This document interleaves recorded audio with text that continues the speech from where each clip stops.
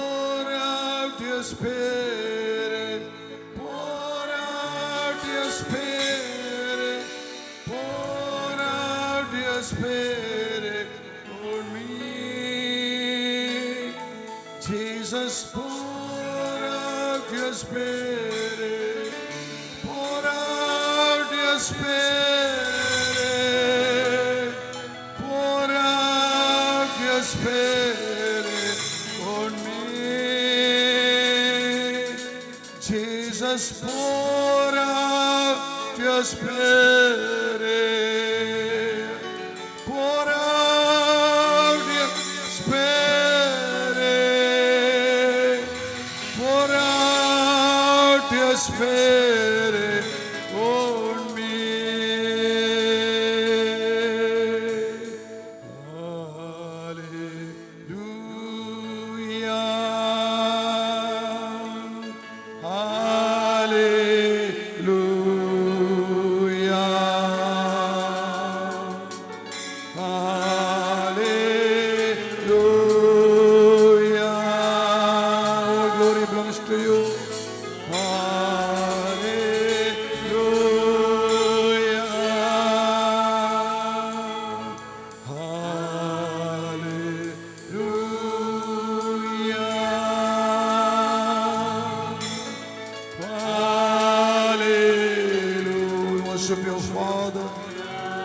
Worship you, Lord Jesus.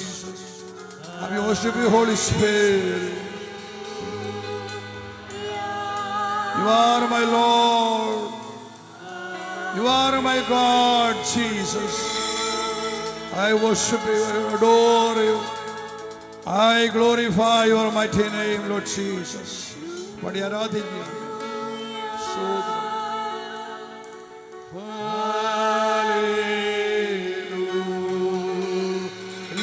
പാടി ആരാധിക്കണമേ.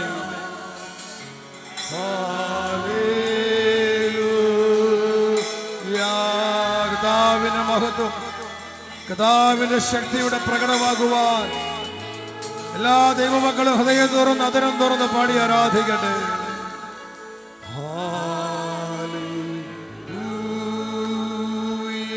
ഈ പന്തല് മുഴുവൻ, ഈ ഗ്രൗണ്ട് മുഴുവൻ കർത്താവിന്റെ ശക്തി ഇറങ്ങി നിറയട്ടെ. സ്തോത്രം, ഗ്ലോറി, ആമേൻ.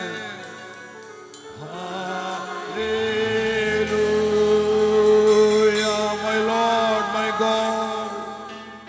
Hallelujah, once again. Hallelujah.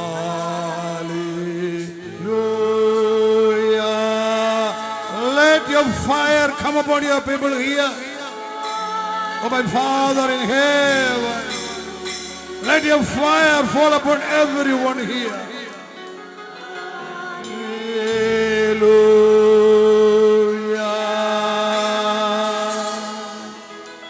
Hallelujah. എല്ലാ ഹൃദയങ്ങളിലും ശക്തി ഇറങ്ങി വരട്ടെ.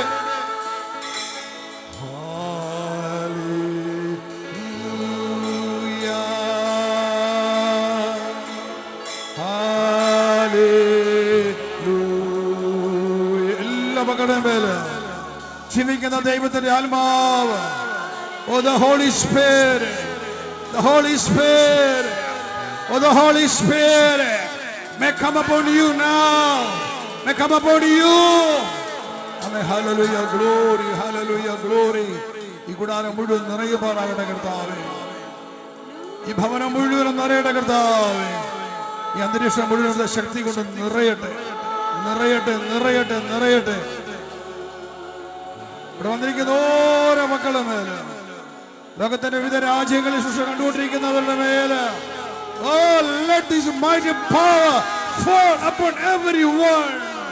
Tola raha, tola kunda rushabaha, tora uho.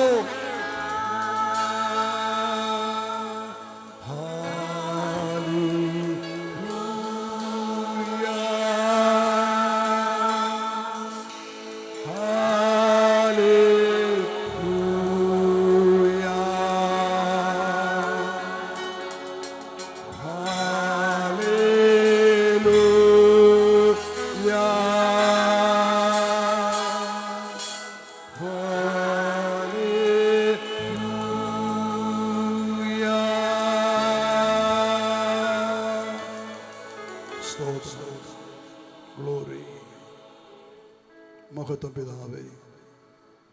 എല്ലാ സ്തുതിയും അങ്ങയ്ക്ക്, എല്ലാ പുകഴ്ചയും, എല്ലാ ആരാധനയും അങ്ങയ്ക്ക് മാത്രം. അപ്പാ, അവിടുന്നാണ് എൻ്റെ ദൈവം, അവിടുന്നാണ് എൻ്റെ സൃഷ്ടാവ്, അവിടുന്നാണ് എൻ്റെ പിതാവ്, അവിടുന്നാണ് എന്നെ ഉരുവാക്കിയവൻ.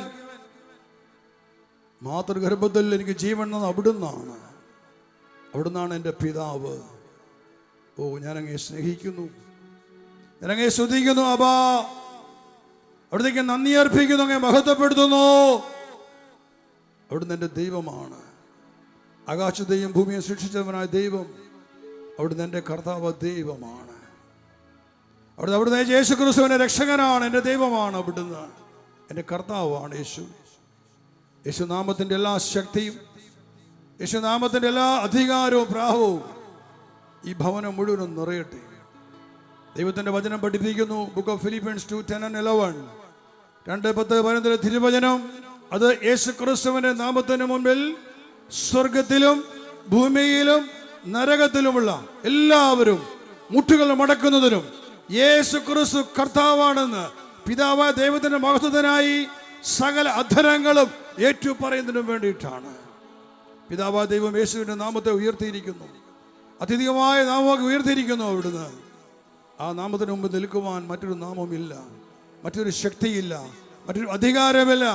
എല്ലാ നാരിക ശക്തികളും, every knee should bend in heaven, on earth and under the earth, at the name of Jesus Christ of Nazareth, and every tongue should confess that Jesus Christ is Lord, to the glory of God. Every knee should bend in heaven, on earth and under the earth, and every tongue should confess that Jesus Christ is Lord, to the glory of God. Glory, glory, glory. സ്വർഗത്തിലും ഭൂമിയിലും നരകത്തിലുമുള്ള എല്ലാവരും യേശു ക്രിസ്തുവിന്റെ നാമത്തിന് മുമ്പിൽ മുട്ടുകൾ മടക്കട്ടെ, കീഴടങ്ങട്ടെ. യേശു ക്രിസ്തു കർത്താവാണെന്ന എല്ലാ അധരങ്ങളും ഏറ്റുപറഞ്ഞ് പിതാവ് ദൈവത്തെ മഹത്വപ്പെടുത്തട്ടെ. കർത്താവിന്റെ വചനം ഇപ്പോൾ ഇവിടെ മാംസം ധരിക്കപ്പെടട്ടെ, ഇവിടെ മാംസം ധരിക്കപ്പെടട്ടെ. ഈ വചനം ഇപ്പോൾ മാംസം ധരിക്കപ്പെടട്ടെ. എല്ലാ ശക്തികളും കീഴടങ്ങട്ടെ, എല്ലാ അധിപന്മാരും കീഴടങ്ങട്ടെ, എല്ലാ നാരിക ശക്തികളും കീഴടങ്ങട്ടെ.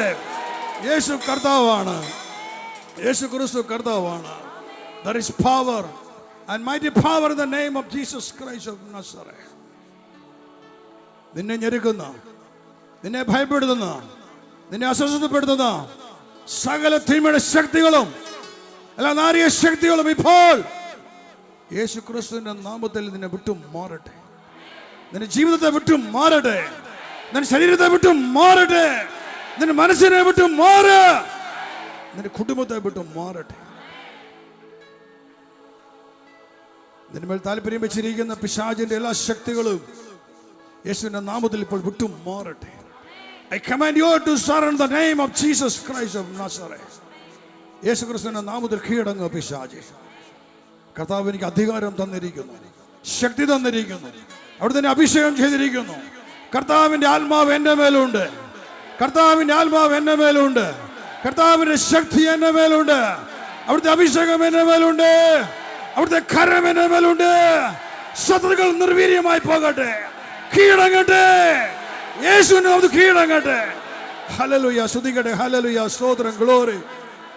സ്തുതിക്കുന്നു, സ്തുതിക്കുന്നു, സ്തുതിക്കുന്നു. അപ്പോൾ നന്ദി ദൈവമേ. വിശുദ്ധ യോഹന്നാന്റെ സുവിശേഷം അധ്യായം 7, 37 മുതലുള്ള തിരുവചനങ്ങൾ.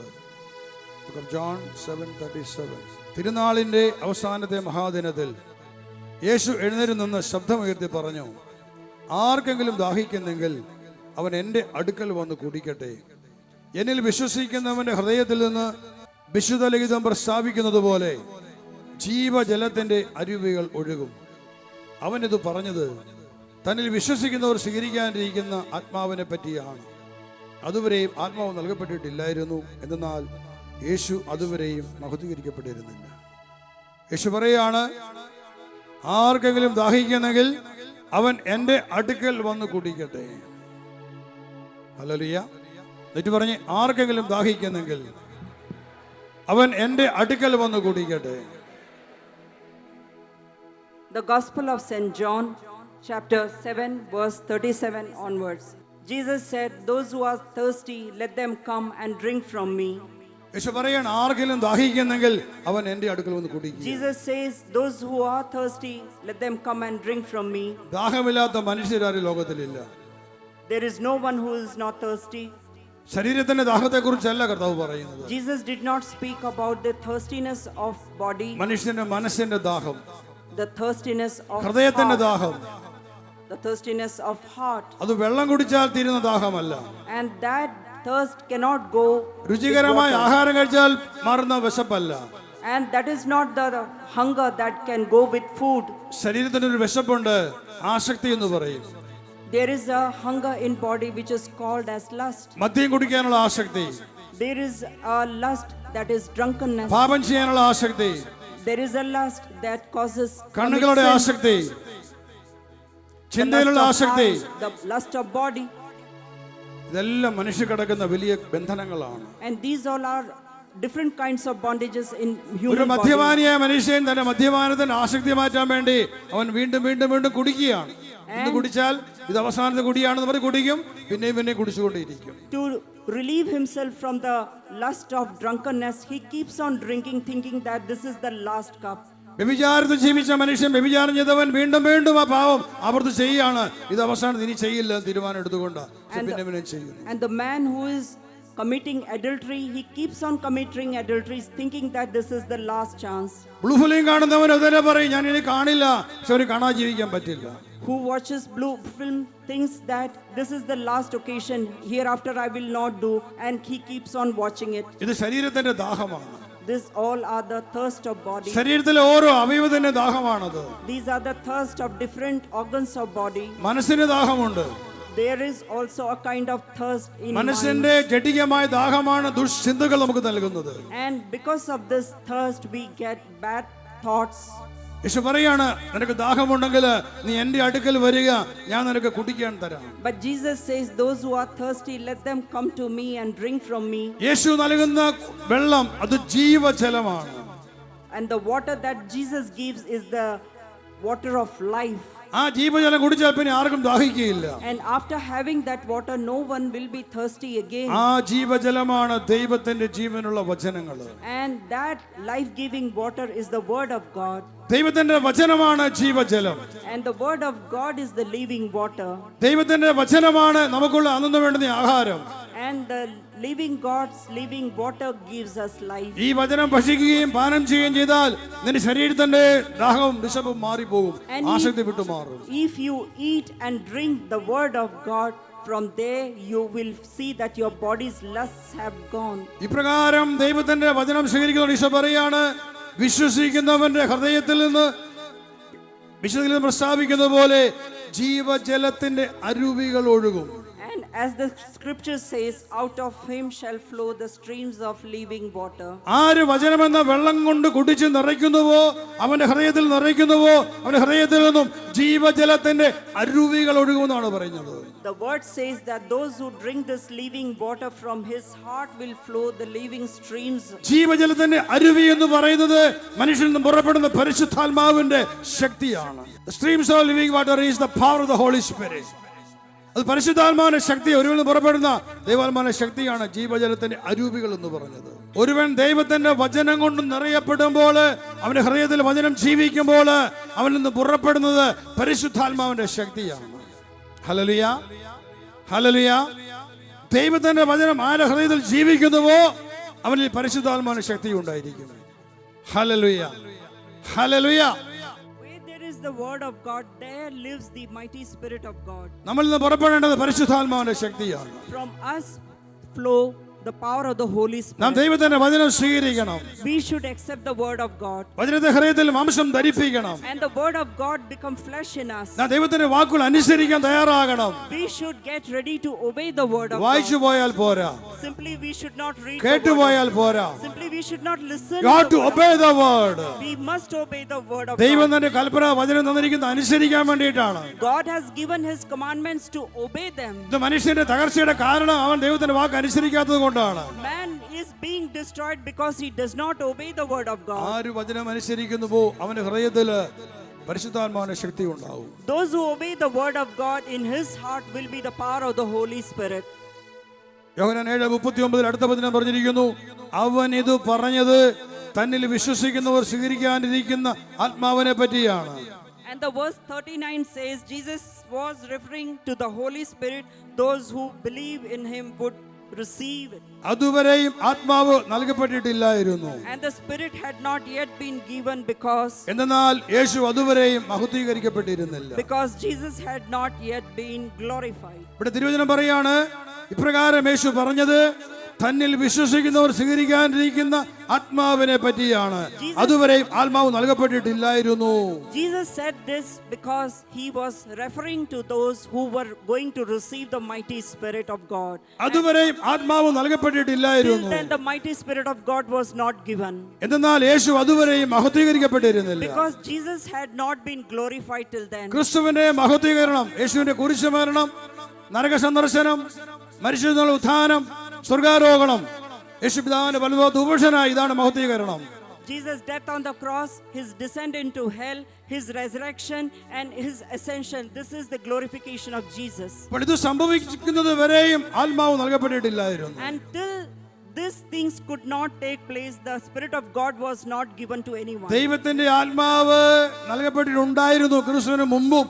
അത് പ്രവാചകന്മാർക്ക് മാത്രം കൊടുക്കപ്പെട്ടിട്ടുണ്ടായിരുന്നു. And before Jesus' time, the Spirit of God was given to those prophets whom God had given. ദൈവത്തിന്റെ ആത്മാവിനെ എല്ലാവർക്കും ദൈവം കൊടുത്തിട്ടുണ്ടായിരുന്നില്ല. To all the Spirit of God was not given.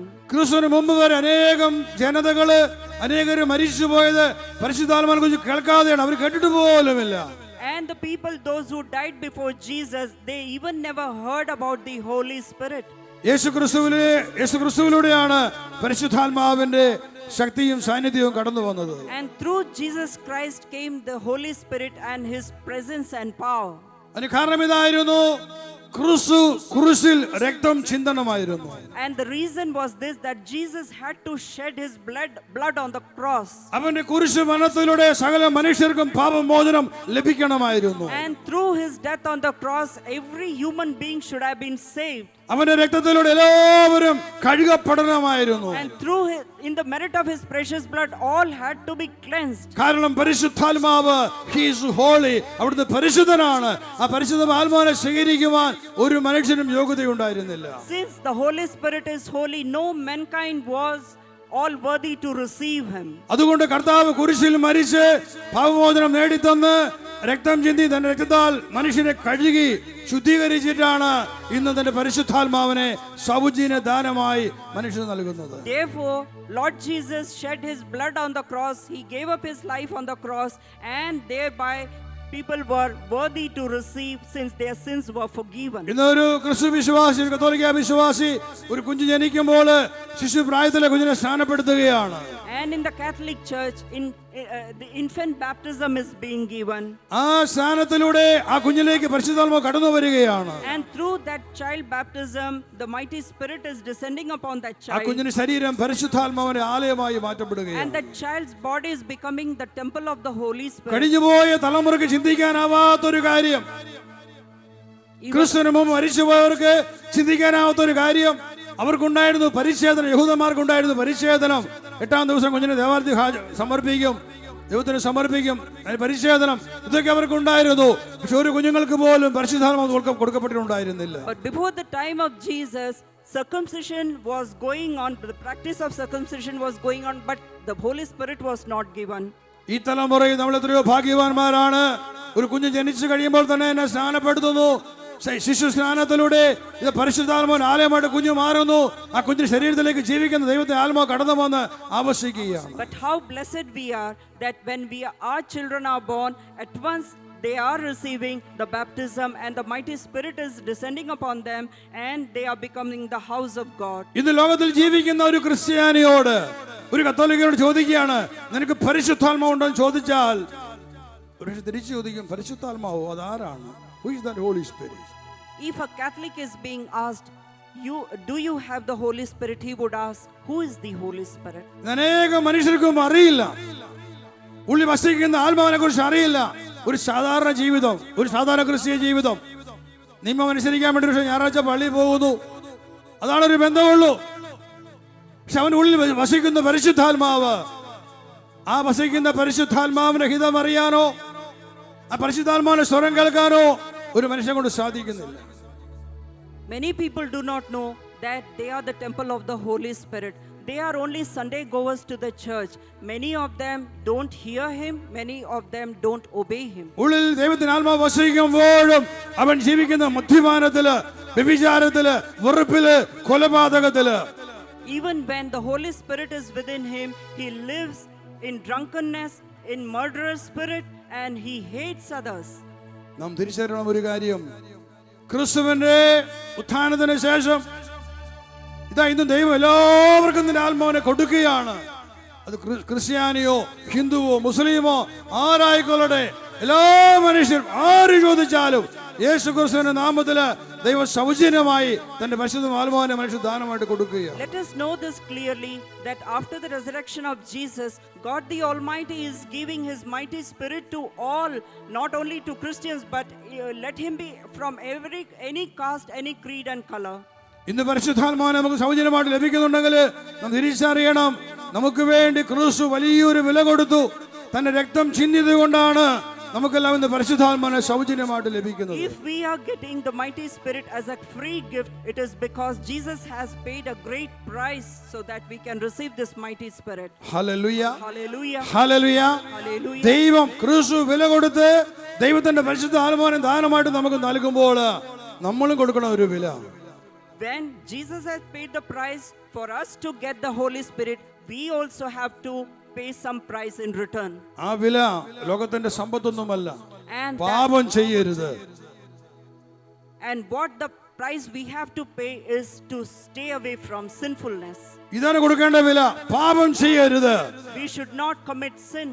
കർത്താവിന്റെ വചനങ്ങളെ ആദരിക്കുക, ബഹുമാനിക്കുക, അതനുസരിക്കുക. We must obey, we must revere the word of God. ഇപ്രകാരം വില കൊടുക്കാൻ പറ്റിയാൽ പരിശുദ്ധാത്മാവ് നിന്റെ ഹൃദയത്തിൽ വസിക്കും, നീ ശക്തനായിട്ട് മാറും. In this way, if you repay, the mighty spirit will live within you. 30 വർഷങ്ങൾക്ക് മുൻപ് 30 years ago, ദൈവത്തിന്റെ ആത്മാവിനെ എനിക്ക് ലഭിച്ചു കഴിഞ്ഞപ്പോൾ when I received the mighty spirit, ഞാനായിരുന്ന ദേശം ഒറ്റപ്പെട്ട ഒരു ദേശം. and that where I was living, it was a lonely place. അവിടെ ഞായറാഴ്ച മാത്രം ഒരു കുർബാനയുള്ള പള്ളി. And in that place, only on Sundays there will be a mass. ഞാനായിരുന്ന മൂന്നാറടുത്ത സൂര്യനിലം സ്ഥലത്ത് കൃഷിത്തോട്ടത്തില് ലോകമായിട്ട് യാതൊരു ബന്ധവുമില്ല. In my field, I used to be there, unattached from the world. പക്ഷെ ദൈവത്തിന്റെ ആത്മാവ് എനിക്ക് നൽകിയ വലിയൊരു പ്രചോദനമുണ്ടായിരുന്നു എപ്പോഴും പ്രാർത്ഥിക്കുവാനായിട്ട്. And the mighty spirit of God inspired me to pray always.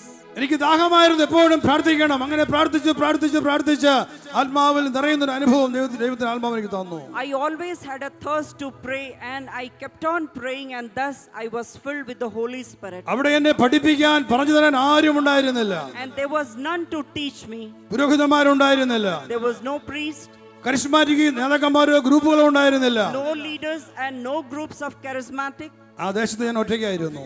There I was all alone. പക്ഷെ ഞാൻ ഒറ്റയ്ക്കല്ലായിരുന്നു. But I was not alone. ഒരു അധ്യാപകനെ പോലെ, Like a master, ഒരു വിദഗ്ധ ശില്പിയെ പോലെ like a sculptor, ദൈവത്തിന്റെ ആത്മാവ് the mighty spirit of എന്റെ God ഉള്ളിൽ വസിച്ചുകൊണ്ട് within me, he was dwelling. എന്നെ പഠിപ്പിച്ചു. He was kept ഒരു on നല്ല അധ്യാപകനായി. like a good teacher. He വചനം taught me. വായിക്കുമ്പോൾ When I read the word, വചനത്തിന്റെ രഹസ്യങ്ങൾ എന്നെ പഠിപ്പിച്ചു. he interpreted the word. വചനം വായിക്കാനുള്ള ദാഹം എനിക്ക് നൽകി. He gave me the thirst to read the word. പ്രാർത്ഥിക്കാൻ എന്നെ പഠിപ്പിച്ചു. He taught me to pray. ഇത് പരിശുദ്ധ കന്യാമറിയത്തെ എന്റെ ജീവിതത്തിൽ ഇത്രമാത്രം ഉയർത്തുന്ന ഒരു വലിയൊരു കാരണം, ഒന്ന് എനിക്ക് ലഭിച്ച എന്റെ കുടുംബത്തിൽ ലഭിച്ച പരിശീലനം, രണ്ട് ഞാൻ പരിശുദ്ധാത്മാവിനെ സ്വീകരിച്ച് കഴിഞ്ഞ നിമിഷം മുതൽ നാളെ മുതൽ ആത്മാവിനോട് പറഞ്ഞ കാര്യമുണ്ട്, മറിയത്തോട് പ്രാർത്ഥിക്കുക, മറിയത്തോട് പ്രാർത്ഥിക്കുക, മറിയത്തോട് പ്രാർത്ഥിക്കുക. ഏത് വിഷയത്തിൽ കിട്ടുന്ന നിർദ്ദേശം ഇതായിരുന്നു, മറിയത്തോട് പ്രാർത്ഥിക്കുക. അങ്ങനെ പരിശുദ്ധ അമ്മയോട് പ്രാർത്ഥിക്കാൻ. എന്താണ് പ്രാർത്ഥിക്കേണ്ടത്? ആത്മാവിനോട് പറഞ്ഞു, നീ പഠിച്ച പ്രാർത്ഥനയുണ്ടോ, നന്മ നിറഞ്ഞ മറിയമേ എന്ന പ്രാർത്ഥന, അത് 3 പ്രാവശ്യം ചൊല്ല്. ഓരോ പ്രാവശ്യവും അങ്ങനെ ചെല്ലുമ്പോൾ ഞാൻ കണ്ടിട്ടുണ്ട്, സ്വർഗത്തിൽ നിന്നും വലിയ മലയിടിഞ്ഞു വരുന്ന, വലിയ അണക്കെട്ട് പൊട്ടുന്ന പോലെ ദൈവത്തിന്റെ ആത്മാവിന്റെ ശക്തി പോകുന്ന എന്നിലേക്ക് നിറയുന്നത് അനേകം നാളുകൾ അനുഭവിച്ചറിഞ്ഞിട്ടുണ്ട്. I have reverence to the Holy Mother. It is because that culture was given to me by my family, and when the Holy Spirit came to me, He also taught me to pray to the Holy Mother. And I asked how to pray, and He said the Holy Rosary is the helper. ഇന്ന് വരെ എൻ്റെ ജീവിതത്തിലെ ഞാൻ വ്യക്തമായിട്ട് എനിക്ക് അറിയാം പറയും എന്നെ സഹായിച്ചത് പരിശുദ്ധ കന്യാമറിയമാണ്. I can say that till now the Holy Mother has helped me. പരിശുദ്ധ മറിയത്തിന്റെ മധ്യസ്ഥമായി ലഭിച്ച പരിശുദ്ധാത്മ ശക്തി അതെനിക്ക് ഇരട്ടി ശക്തിയായിട്ട് എന്നിൽ വളർന്നു. Through the mediation of the Holy Mother, the power that I have received, that is the Holy Spirit's power. പരിശുദ്ധാത്മാവ് ഒരു സഹായകനായി എന്നെ സഹായിച്ചു. എൻ്റെ ജീവിതത്തിന്റെ എല്ലാ ആവശ്യങ്ങളും അവിടെ തന്നെ സഹായിച്ചു. The Holy Spirit is my helper in all levels of my life. He has helped me.